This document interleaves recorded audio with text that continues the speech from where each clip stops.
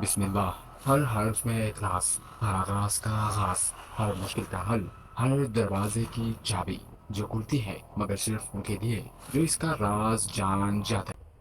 حضرت علی کرم اللہ وجہہ کا مشہور قول ہے کہ قرآن کا سارا نچوڑ سورہ فاتحہ میں ہے، یعنی کہ قرآن جو لاکھوں الفاظ کا مجموعہ ہے اس کا نچوڑ صرف 7 آیت پر مشتمل سورہ الفاتحہ میں پوشیدہ ہے۔ اب قرآن میں کس کس چیز کا علم موجود ہے؟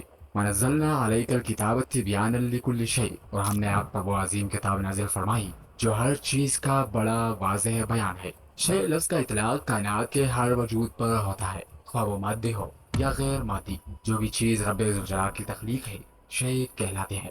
یہ آیت اس بات کی تائید کرتی ہے کہ قرآن مجید میں تمام حقائق و معارف، جملہ علوم و فنون موجود ہے، چاہے وہ صراحتاً بیان کیے گئے ہو یا اشارتاً۔ لیکن بات یہاں ختم نہیں ہوتی۔ حضرت علی رضی اللہ تعالیٰ عنہ مزید فرماتے ہیں کہ سورہ الفاتحہ کا نچوڑ بسم اللہ الرحمن الرحیم میں ہے، اور اگر بسم اللہ کا علم اکٹھا کیا جائے تو وہ بسم اللہ کی بے کے نقطے میں آ جائے گا، یعنی قرآن جس میں پوری کائنات کا علم موجود ہے اس کی انتہا بسم اللہ کی ایک نقطے میں سمٹی ہوئی ہے۔ یہ نقطہ اللہ کی لامحدود علم و عظمت کی علامت ہے جسے سمجھنا انسان کی محدود عقل کے دائرے سے باہر ہے۔ گویا قرآن کی بے پایا وسعت اور کائنات کے تمام راز اس ایک نقطے میں سمٹ گئے ہیں۔ اب ذرا بسم اللہ کی بے کے ڈیزائن پر غور کریں۔ ایک کرب جس کے نیچے ایک نقطہ آتا ہے۔ اب بلیک ہال کا ڈیزائن دیکھیں جو سائنس کے مطابق ایک جال سا بچھا ہوا ہے اور اس کے اندر ایک اسٹرانگ کر ہے۔ یہ پورا کرب ایک بلیک ہال ہے جس کے بالکل نیچے اس بلیک ہال کی سنگولرٹی موجود ہے۔ اس بلیک ہال کے اوپر ایونٹ ہورائزن ہے جس میں گرنے والی شے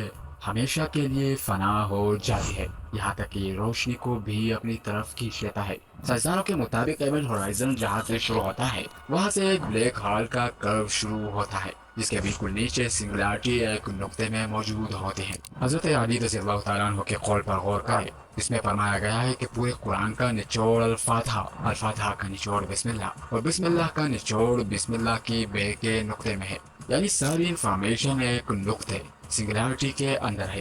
سائنس مانتی ہے کہ اگر انتہائی زیادہ انفارمیشن ایک چھوٹے پوائنٹ پر جمع کر دی جائے تو خود بخود وہ پوائنٹ بلیک ہال میں تبدیل ہو جائے گی، یعنی وہاں ایک سنگولرٹی تیار ہوگی۔ جس سنگولرٹی کا ذکر آج سائنس کر رہی ہے اس کا کانسیپٹ آج سے 1400 سال پہلے دین اسلام میں پیش کیا گیا تھا، جب حضرت علی رضی اللہ تعالیٰ عنہ نے فرمایا تھا کہ ساری کائنات کا علم بسم اللہ کی بے کے نقطے میں موجود ہے۔ کائنات کی گہرائی کا اندازہ اس بات سے لگایا جا سکتا ہے کہ آج کے ایڈوانس دور کے سائنسدان بھی اعتراف کرتے ہیں کہ آج تک وہ ہماری کائنات کا صرف 5% حصہ ہی ڈسکور کر چکے ہیں، جس میں ہمارے کہکشاں ملکی وے کے 7 اربوں کی تعداد میں کہکشائیں موجود ہے، اور صرف ہماری کہکشاں میں موجود ستاروں کی تعداد تقریباً 500 ارب ہے۔ یہ حساب لگانا کسی کے بس کی بات نہیں کہ باقی 95% کائنات میں کیا ہوگا۔ لیکن قرآن ایک ایسی کتاب ہے جس میں کائنات، ہماری زندگی، موت، برزخ، آخرت، حتیٰ کہ ذرے سے لے کر ایک دیو ہیکل ستارے کا علم ایسے موجود ہے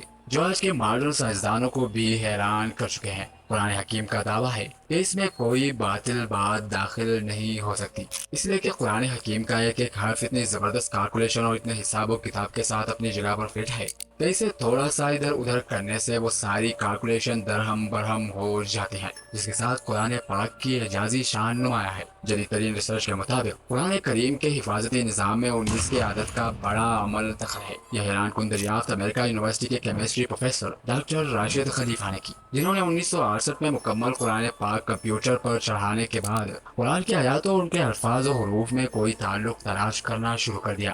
رفتہ رفتہ اور لوگ بھی اس ریسرچ میں شامل ہوتے گئے، حتیٰ کہ 1972 میں ایک باقاعدہ اسکول بن گیا۔ ریسرچ کا کام جو ہی آگے بڑھا تو ان لوگوں پر قدم قدم پر حیرتوں کے پہاڑ ٹوٹ پڑے۔ قرآن حکیم کے الفاظ و حروف میں انہیں ایک ایسی حسابی ترتیب نظر آئی جس کے مکمل ادراک کے لیے اس وقت تک بنے ہوئے کمپیوٹر کافی نہیں تھے۔ کلام اللہ میں 19 کا حصہ صرف سورہ مدثر میں آیا ہے، جہاں اللہ نے فرمایا کہ دوزخ پر ہم نے اپنے 19 محافظ فرشتوں کو مقرر کر رکھا ہے۔ اس میں کیا حکمت ہے یہ تو اللہ ہی جانے، لیکن اتنا اندازہ ضرور ہو جاتا ہے کہ 19 کی عادت کا تعلق اللہ کے کسی حفاظتی انتظام سے ہے۔ پھر ہر صورت کے آغاز میں بسم اللہ کو رکھا گیا ہے، گویا اس کا تعلق بھی قرآن کی حفاظت سے ہے، کیونکہ ہم دیکھتے ہیں کہ بسم اللہ کے کل حروف بھی 19 ہے۔ پھر یہ دیکھ کر مزید حیرت میں اضافہ ہوتا ہے کہ بسم اللہ میں ترتیب کے ساتھ 4 الفاظ استعمال ہوئے ہیں، اور ان کے بارے میں ریسرچ کی گئی تو ثابت ہوا کہ لفظ اسم پورے قرآن میں 19 مرتبہ استعمال ہوا ہے۔ لفظ الرحمن 57 मरतबा इस्तेमाल हुआ है, जो 19 ज़रब 3 का हासिल है। और लफ्ज़ रहीम 114 मरतबा इस्तेमाल हुआ है, जो 19 ज़रब 6 का हासिल है। और लफ्ज़ अल्लाह पूरे कुरान में 2698 मरतबा इस्तेमाल हुआ, जो 19 ज़रब 142 का हासिल है। लेकिन यहाँ बकिया एक रहता है, जिसका मतलब है कि अल्लाह की ज़ात पाक किसी हिसाब की ताबे नहीं और वो यकता है। कुरान मजीद की सूरतों की तादाद भी 114 है, जो 19 ज़रब 6 का हासिल है। सूरह तौबा के आगाज में बिस्मिल्लाह नाजिल न हुई, लेकिन सूरह नमल आयत 30 में मुकम्मल बिस्मिल्लाह नाजिल करके 19 के फॉर्मूले की तस्दीक कर दी। अगर ऐसा ना होता तो हिसाबी कायदा फेल हो जाता। इस किताब में मौजूद हर लफ्ज जितनी मरतबा इस्तेमाल हुआ है, वो तादाद और उसका पूरा बैकग्राउंड अपनी जगह खुद इल्म और इरफान का एक वसी जहां है।